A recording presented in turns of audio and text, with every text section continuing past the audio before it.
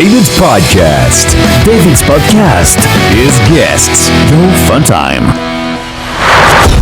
Thank you so much, Josh, for your music to speaking great into a long time in history of podcasts. And ladies and gentlemen, I welcome you to the 37th episode of David's podcast. And I'm your host, David Solomar, and we're coming to you inside this beautiful radio station, Lancer Radio, inside this beautiful campus of passive city college.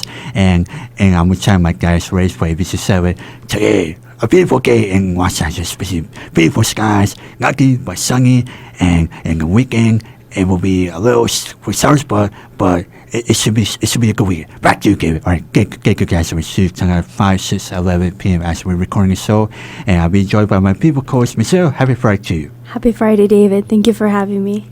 Likewise. And today we have a guest, and she's an animal rights activist. Especially she represents for the Voiceless. Voices, which we will get to in the show. And ladies and gentlemen, please welcome to Gary's podcast for the first time she's making her first appearance, Zoe Foster. So welcome to the show. Thank you. Hi. So happy to be here. Thank you, Michelle. Thank you, David. You're very welcome. So I'm excited. Yeah, I'm excited to speak.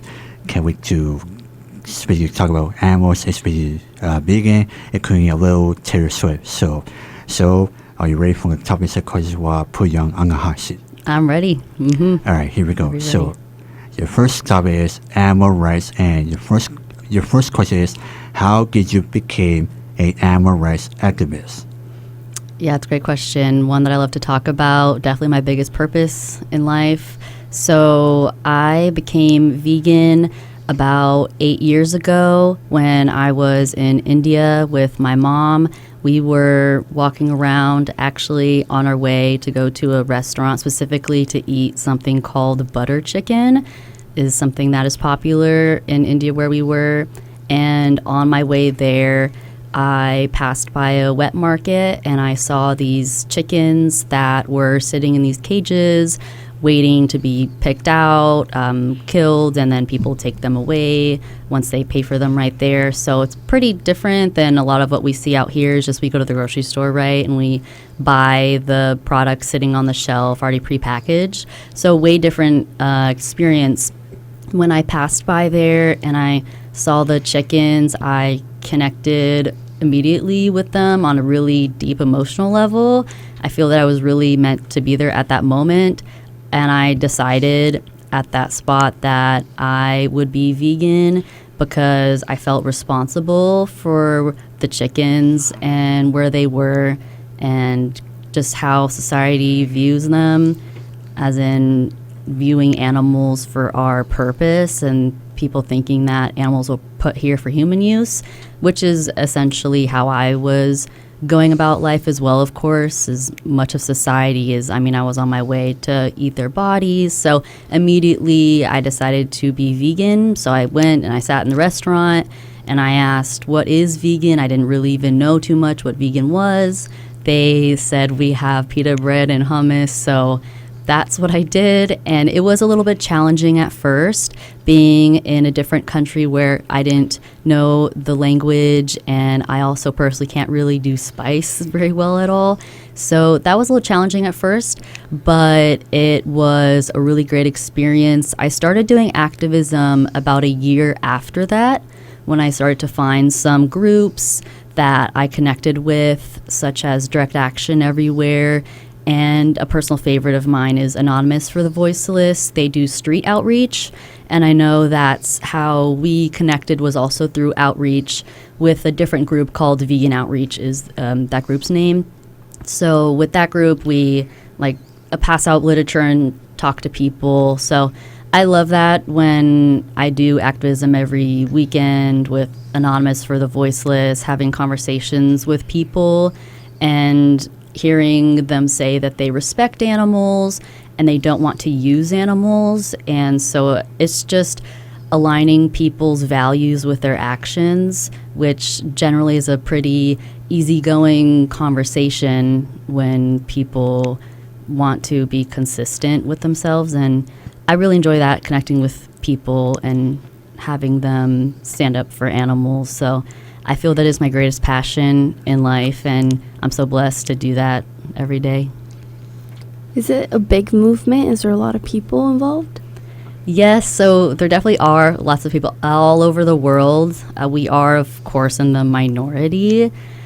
Unfortunately, for now, I believe over time we'll be growing. The movement has grown with more organizations popping up, different ways to speak up for animals in all different types of countries. So not even in Los Angeles, where we're obviously super blessed with all these people around us that are pretty open-minded, but yeah, in all parts of the world. So I'm really hoping that animal rights spreads, and I know that it will through conversation and also media attention as well, which it has been getting recently with things like big actions and big rescues recently. I don't know if any guys heard about the one in Wisconsin recently. I see. Yeah, so some of my friends, they went there to the Ridgeland Farms, which is it's a breeding facility for beagles, and so they like test on these beagles as well. So some of my friends went there to try and free the beagles. That gets a lot of media attention as well. So doing all different types of actions will definitely push the world to be more vegan over time, hopefully. Yeah, hopefully, fingers crossed. Okay, now we go to our second question. So is, what inspired you to fight for animals? Definitely the animals themselves. Some people, they get the word vegan confused and they say they're vegan for the environment or for health, when in reality that's more plant-based. You can be like plant-based for the environment, which is very true. We just celebrated Earth Day, right? So that is a great way to help the earth, or being plant-based for your health. So, and that is more healthy for you.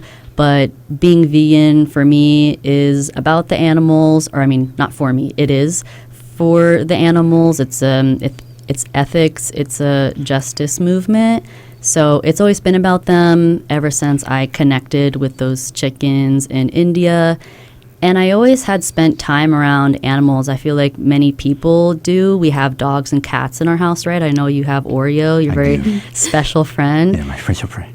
Sounds good. Yeah, shout out to Oreo. So many of us, we grow up claiming that we're a society of animal lovers and that we respect animals.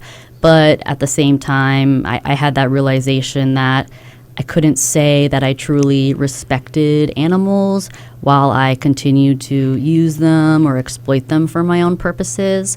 And so that's what fuels me to continue, is thinking about the animals and how much they need our help because they're so innocent. Yeah, like the voice for them. Yeah.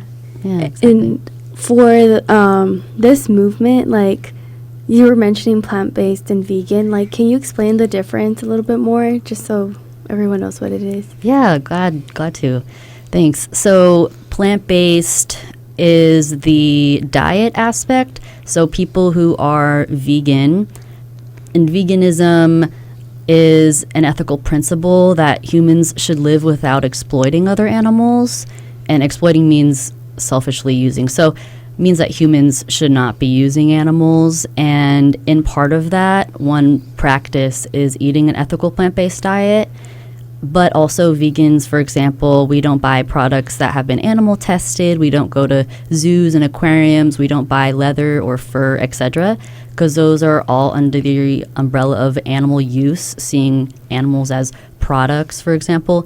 So some people, they could be plant-based. They could say, oh, for my health, or I've had issues in the past, or I've had family members that have had health issues, so I'm going to be plant-based. But if they, for example, still think that animals are here for us because they buy leather or they buy products tested on animals, that wouldn't be vegan, because that's just the diet. So vegans do eat plant-based, but vegans also are about the ethical principle, the whole framework about how we view animals in society, and that they should be free from human use. Does that include like honey?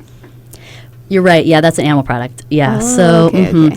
Some people, will say like, oh, I'm plant-based, but yes, I eat honey or whatnot. But honey is an animal product since bees are animals. Yeah. Thanks for the question. Yeah, that's why Michelle, she's got queer questions. and maybe when you guys want to give a shout to, yes, shout to our people that are especially Oreo. He's a great guy, especially he takes care of us very well, especially sometimes Gary takes us for a walk to the park, especially at Bill Gardens, and Oreo, we love you so much. What about you, Ricky Joe? Yes, we love our Oreo. Oreo, he's the best. Especially we love him so much. Especially we give him food. Hey, Oreo, he's the food. He's with food. You guys eat pet food. Sorry, pets, but I can say that Oreo, he's a great guy. We love him. We love you so much, Oreo. Yay! Yeah, we love you too, Oreo. Yay! Great, big beautiful dog. We love you, Oreo. We giving a shout to your Gary's podcast while you're at home. Hee hee. Great. Much love to Oreo. Yeah, much love to Oreo. Good job, Ricky Joe. Give you. All right, now since we're on the subject of vegan, which gets our next topic. Our third question so is, can you tell us? Actually, before we get to more vegan, I'm gonna ask you. Can you tell us when you graduate from the University of California, Santa Barbara, with a Master's of Education in 2023? Yes. So for my master's program, I did go to University of California, Santa Barbara for 2 years, which was a great experience. I was in the teacher education program, got my master's of education and my extensive support needs teaching credential. So I am a special education teacher in Glendale right now. I teach at an adult transition program. All my students have autism. I have 13 students. And at our adult transition program, we teach life skills and job skills. So that is what I wanted to do when I was in school, studying there for 2 years, living it up in beautiful Santa Barbara. So that was very nice. And that was the goal, was adult transition. So I'm really glad that it worked out. I wanted to move to LA to speak up for animals, and just so happened that I found a great school with the exact program that I wanted. I didn't want to work with K through 12 students personally. Just I really connected with adults and how applicable the life skills are that we learn. I think that those are really valuable. I grew up being a camp counselor for adults with developmental disabilities for about 10 years, and I loved it so much. My original path was recreational therapy in undergraduate school at the University of San Francisco, but I went the school route eventually. Said, okay, I'll get my master's of education, see what'll happen from there, and found out that adult transition was a thing, and I was like, oh, this is very similar to what I used to do when I was a camp counselor. So I really studied hard for that in my classes so that I could end up where I am, and I feel really fortunate to be working for this population. That's my other passion. Mm-hmm. And does it overlap your master's with what you're passionate about? Great question. So my education, teaching life with activism. Yeah, can it overlap for you? Yeah, definitely. I've for sure thought about that because since I'm a teacher, I'm essentially, and educators are outreachers. A good outreacher and a good teacher should not tell you what to think, but should ask you questions that make you think on your own. And that's what I do when I talk to people like David. I don't know your impression of our conversation, yes. But my intention with that was to ask you questions, to have you think, and then tell me your honest answers, trying to guide you to your own values.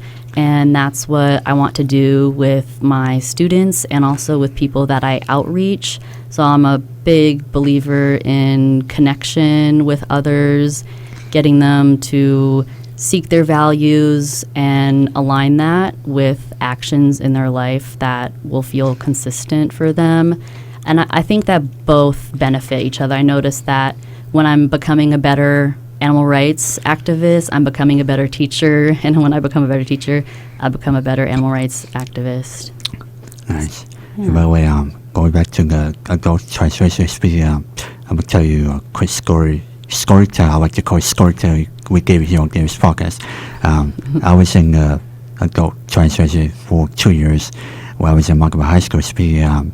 I met this guy named Jesse Curry, who he's still there at Magama High School, South to Mr. Curry, and he explained to me everything about dog translation, and he's a great guy, especially he's also a special education teacher, and especially he also does the what you do. So I was there for 2 years before I get RRP, which is for work trip. So that's a little story time here on Gavis Podcast.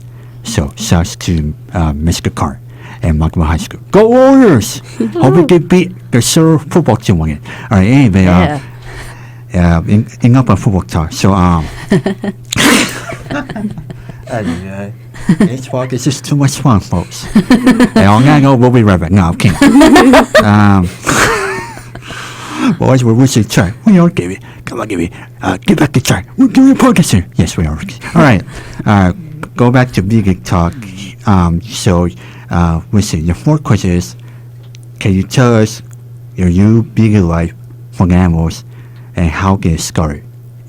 Or since you made your, can you also tell us about your vegan life and what else do you see, especially when it comes to vegan and especially for animals, like how I say it. Let's see. I tried to come up with. Let's see. What else do you see, especially for vegan, especially like animals when we get connect the two dots. The two dots of animals to veganism? Yes. Oh, okay. How else does that connect? Let's see. Well, when I connected with those chickens that I saw in India, I knew the word vegan. I had seen some videos that PETA posted online, so I was aware of the term and that some people did that. My thought was that people who were vegan did it because they loved animals, and that was my thought. So when I saw those chickens that were in that place in India, I was thinking, what? I love animals. These animals are definitely here because it's my fault. I'm responsible for this. And part of that was true. I was the reason why those animals were there, as are all non-vegans, right? Most of us non-vegan, we just don't know. We don't really connect that. But the part that I was wrong was thinking that you need to love animals to be vegan, and that's what veganism is. And it's not that. I've learned over time. Veganism is respecting animals and not wanting to exploit them. Those are two major pieces of it. So I personally do love animals, but you don't have to love animals to be vegan. So as long as you connect to the basic core principles, then veganism is pretty natural, I think, in a lot of our hearts. Especially when we look at our dogs or our cats at home, we spend time with them, we pet them, we cuddle with them, and we realize that they have feelings, and I would never want to see my animal being hurt or used for any way, right? And we would never do that to our animals. I personally do have a dog, so I always thought about that too growing up, like how much I respect and want to protect my dog. But then, who was protecting pigs? Who was speaking up for cows? Who is doing the right thing for chickens? Who is standing up for fish? Who is making sure that the vulnerable sheep and goats and etc. that that they're all not being exploited? No one's speaking up for them, unfortunately. So just a lot of misconceptions about how some animals are meant for food or their skin or to be tested on, and then other ones, dogs and cats, are meant to be loved in our homes.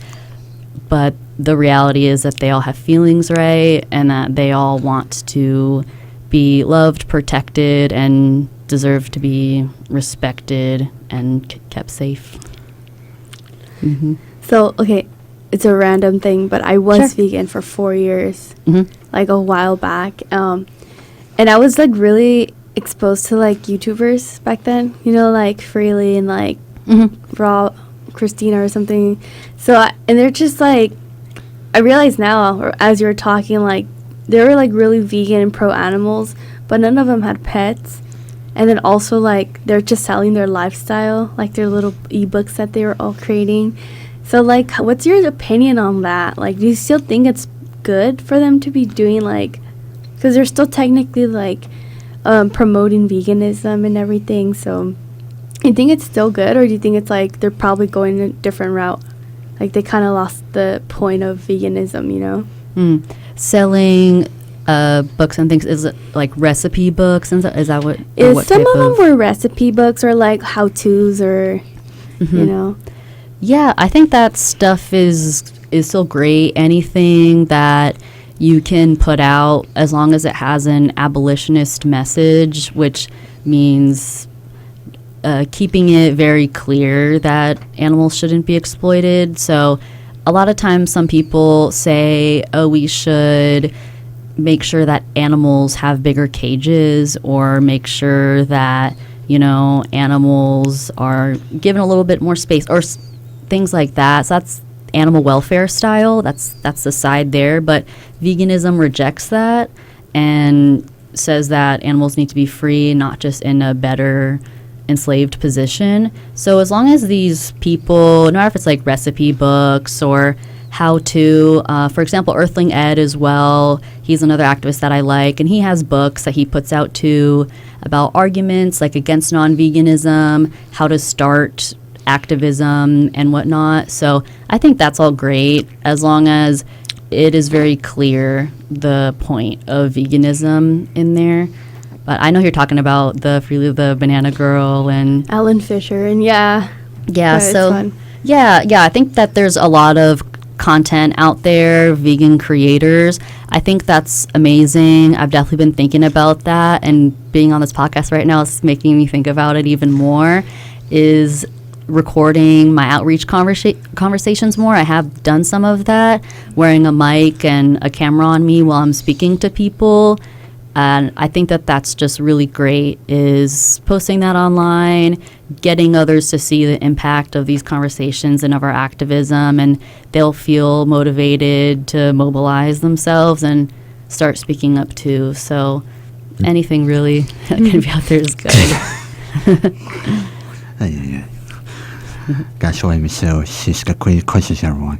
All right, now, so earlier we were talking about the anonymous for the Voiceless, especially how you guys started, and how long you guys been fighting for animals, like how many years?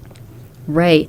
So me personally, I started volunteering with Anonymous for the Voiceless for 7.5 years. They have been around for 10. We just recently celebrated our 10-year anniversary of the global organization. So it's a street outreach organization. We have TVs that have footage of standard practice, most common form of exploitation, which is slaughterhouses, dairy farms, egg farms, all types of animal use. So people come, they stop of their own volition. We approach them as outreachers, that's our role, and we talk to them. So similar to our conversation, like the questions that I was asking you, is the questions that outreachers in Anonymous for the Voiceless would be asking. That's the protocol. All those questions, kind of in that order, generally flows really well for people, and it's not confrontational, because all you're really doing is just assessing the person's values to hold them accountable and put them in their victim's position as many times as that takes for people to kind of understand that, oh, I would never want to be in that position that I'm putting animals in. And in the end, so many times these people are declaring to be vegan and speak up for animals, which is so inspiring and really keeps me going. It feels really hopeless sometimes in the world, you know, all these problems, and including animals. So I really love that when I get to see people be like emotional even sometimes and connect so much in that moment, it refuels me and makes me remember why I'm here and how much the animals need to be spoken up for. So that's my favorite form of activism, is Anonymous for the Voiceless. I like to go travel and also join other chapters since they're a global organization. Last year, I went to the Cologne, Germany chapter, and I was there for 1 week. They had a month-long campaign, so every single day for 1 month, they were out there on the streets 6 to 7 hours of nonstop just outreach, holding up screens and being on their feet, circling around, talking to people for literally 6 or 7 hours, 31 days straight. So I was there for the last week, and that was one of the greatest experiences of my life as an activist, really leveled me up. So I booked my flights recently to join them again, but this time in Amsterdam for a week, and then do a couple days in Prague right after. We also have a really cool opportunity where the co-founders of Anonymous for the Voiceless, their names are Paul Bashir and Asal Alamdari, they're going to come to Los Angeles the last weekend of May, and we're going to have some pretty epic demonstrations, and they're also going to give us a master class. So anyone who's listening who is now convinced to speak up for animals, definitely check out AV_Southern_California. So we have like information there about our events, and also those that are going to be happening at the end of May are going to be really great as well. And is there like some things that people can do to like support the cause here, like starting at home, you know, like? Yeah. So the cause being freeing ourselves from animal slavery mindset would be vegan is a baseline, and speaking up for animals because they deserve it. So being vegan immediately, and if people are at home and if they don't yet feel comfortable coming out in person, they could do online outreach, starting out also with speaking with friends and family.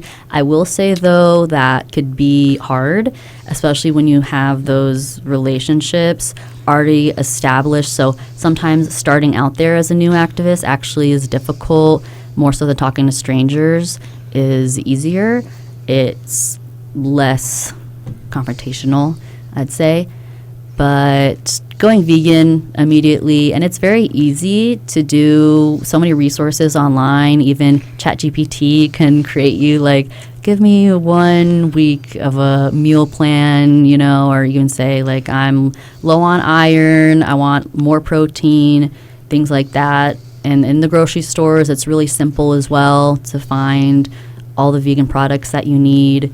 So even before you start coming out, people can do that immediately, which is really nice. It's nice. Easy. Yeah, easy. Very easy. Okay. I need that soundbite. I need that soundbite too. Me too. Me too, gave it. All right. This podcast is sucking false. All right. Now it's time for the fun question show, which we have 2 more questions.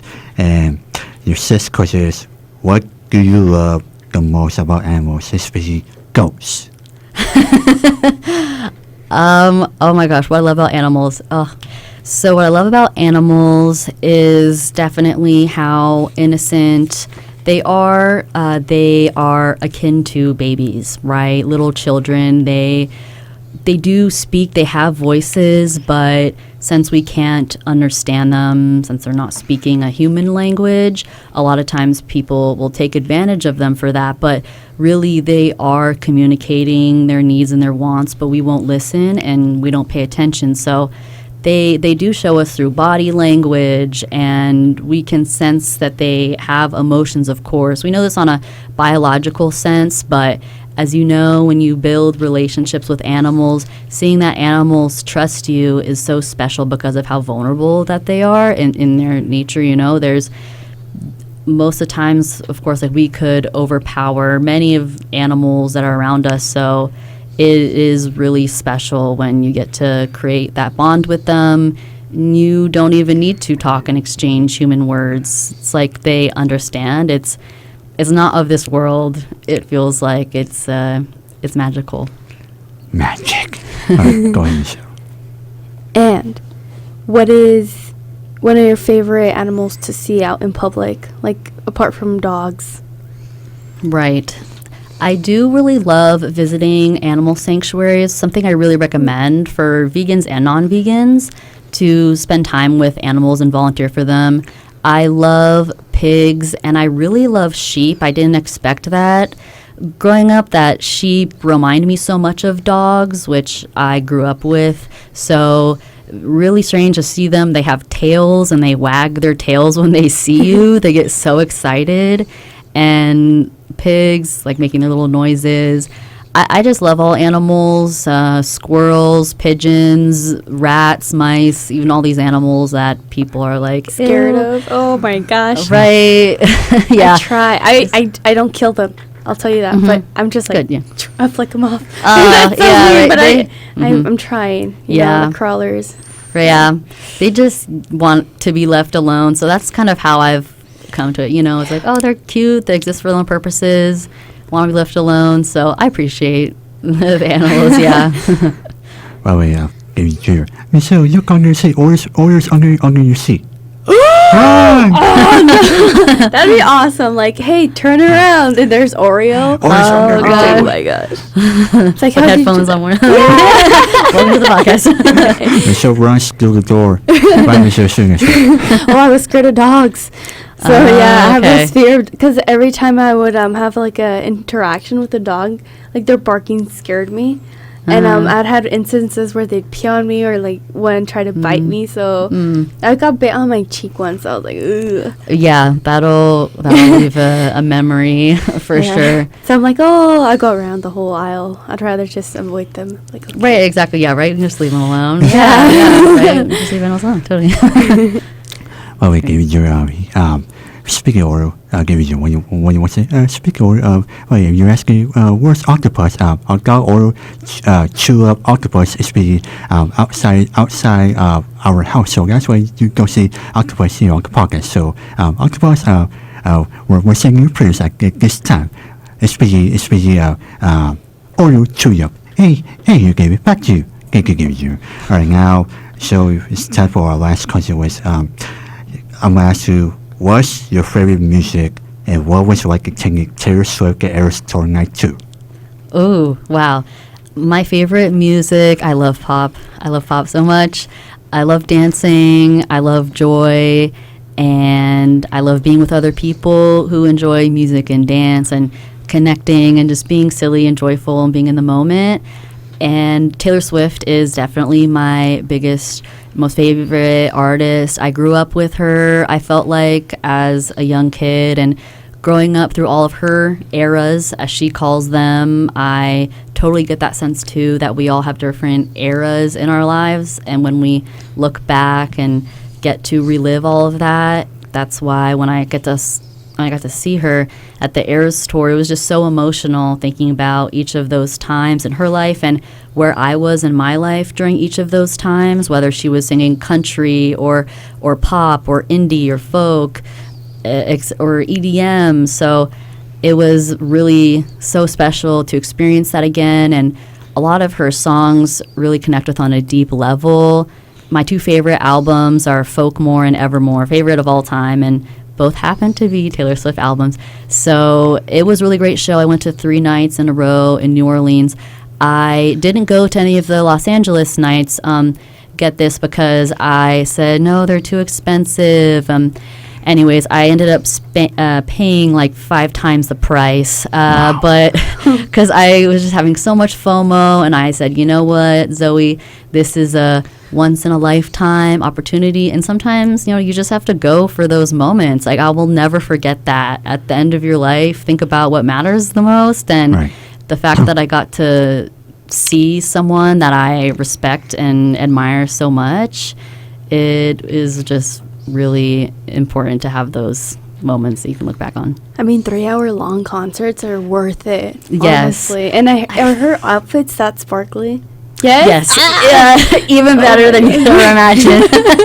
Oh my gosh. How many outfit changes does she have? So many. And the thing that is incredible, so 3.5 hours, and if you think about it, her changes when she had them off stage were either seconds or mere minutes, no more than 2 minutes. So lots of her changes were actually on stage, and people would come up and just cover her, and so she would rip off one costume and had the other one ready to go right underneath. That's a real performer right there. People need to give her flowers by this point. Take notes, other artists. Yeah, seriously. I think other people are starting to, you know what I mean? They used to. Sabrina Carpenter. I've seen her dress up more, right? Like, she has more outfit changes now. Yeah, totally. Back in the day, she was like, Taylor was looked down upon, but that just goes to show it's like, work hard, don't listen to the haters, just do what you're meant to do, follow your passions. Everything is going to fall into place in the end. Yeah. Right. And everyone gave Taylor Swift her flowers. Give her her flowers. Yeah, right now. Right now, especially we just came up for Coachella. All right. Coachella, everyone. All right. And anyway, so I want to give you for stopping by, Gary's podcast, especially it's so much fun. Especially I enjoy our conversation. Especially also I enjoy our conversation when we first met in the parking lot, and so this was amazing, especially to have you here the first time on our show. Yeah, thank you so much for having me, David and Michelle. This has been Thank you. a blast. I really appreciate it. Such a great time. Thank you. You're very welcome. So, thank for stopping by for Gary's podcast. Yeah, thank you so for stopping by for podcast. So speak Gary's podcast, the greatest podcast ever. Yeah.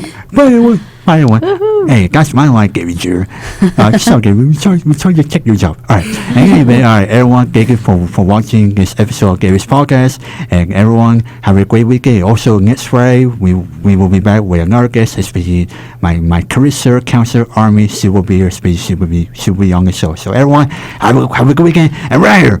Bye. Bye. Peace. Peace, camera.